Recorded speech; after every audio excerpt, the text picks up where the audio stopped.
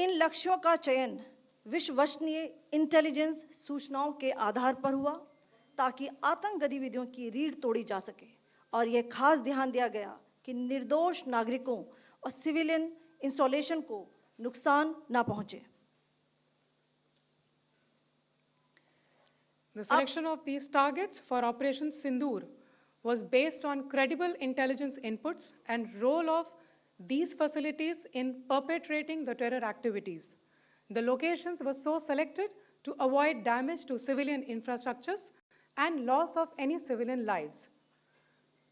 This was done with due diligence, and the camps selected for targeting and their engagement will now be shown to you one by one. POJK के target मैं आपको बताना चाहूंगी।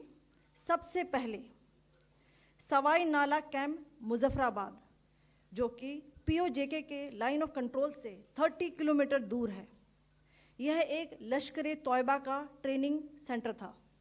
20 अक्टूबर 2024 सोनमर्ग, 24 अक्टूबर 24 गुलमर्ग, 22 अप्रैल 2025 पहलगाम, इन हमलों के आतंकियों ने यहीं से प्रशिक्षण लिया था।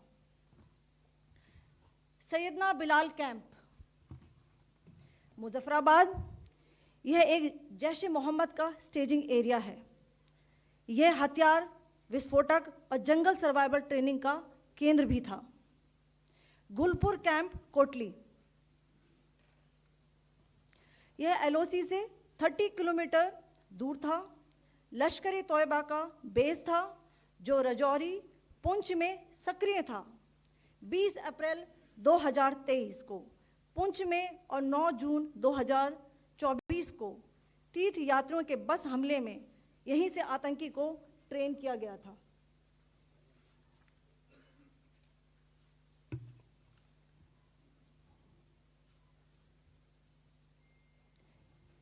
बरनाला कैंप बिंबर, ये LOC से 9 किलोमीटर दूर है। यहाँ पर हथियार हैंडलिंग, IED व जंगल सर्वाइवल का प्रशिक्षण केंद्र था। अब्बास कैंप कोटली,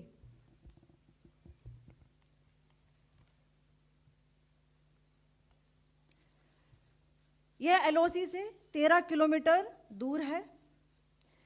लश्कर तौयबा का फिदाइन यहाँ तैयार होता था। इसकी कैपेसिटी 15 टेररिस्ट को ट्रेन करने की थी।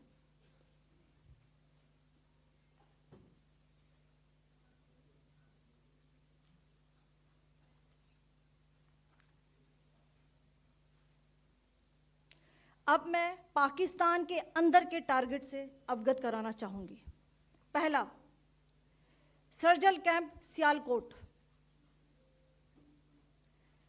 यह अंतर्राष्ट्रीय सीमा से 6 किलोमीटर की दूरी पर है, सांबा कठवा के सामने।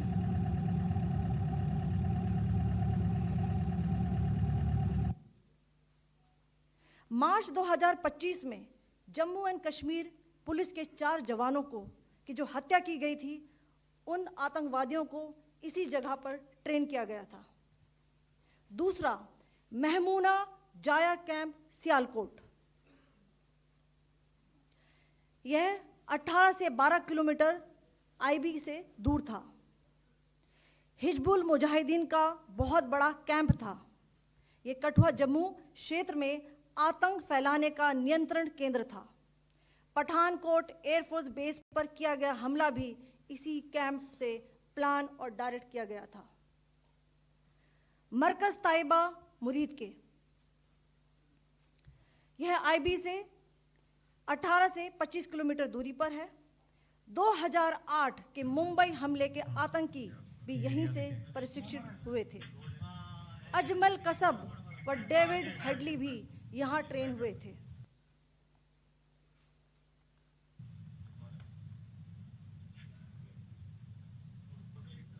आगे दूसरा आया।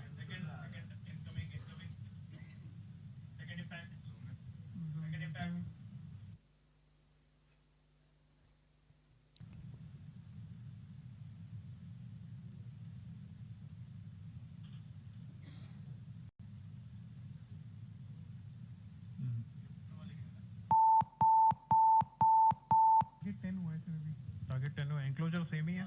7 It has hit the target. हाँ हाँ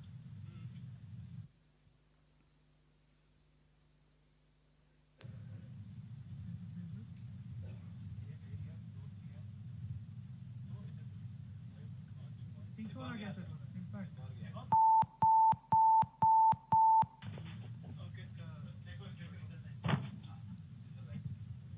this side towards the left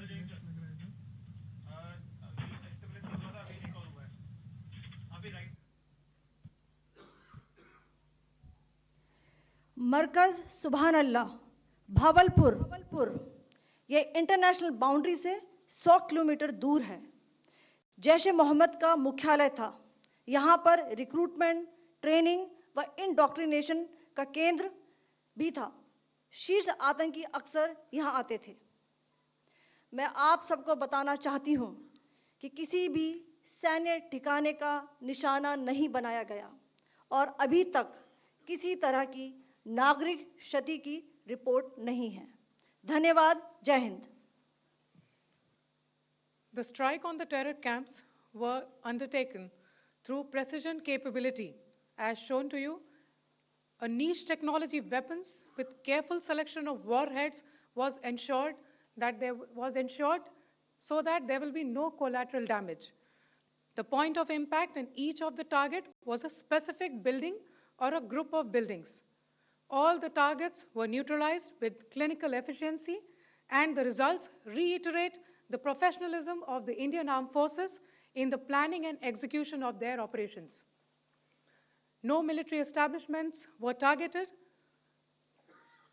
India has demonstrated considerable restraint in its response. However, it must be said that the Indian Armed Forces are fully prepared to respond to Pakistani misadventures, if any, that will escalate this situation. Jai